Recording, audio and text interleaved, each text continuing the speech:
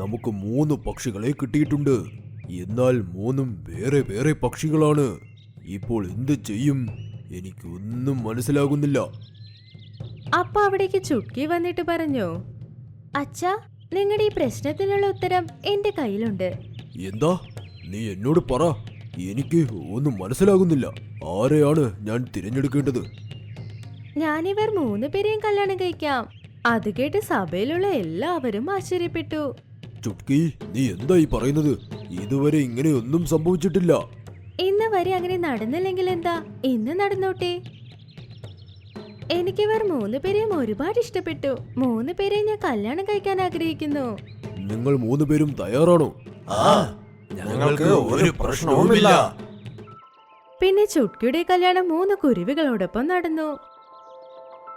പിന്നെ അവർ 4 പേരും ചേർന്ന് സന്തോഷത്തോടെ അവരുടെ കൂടും പണിതു.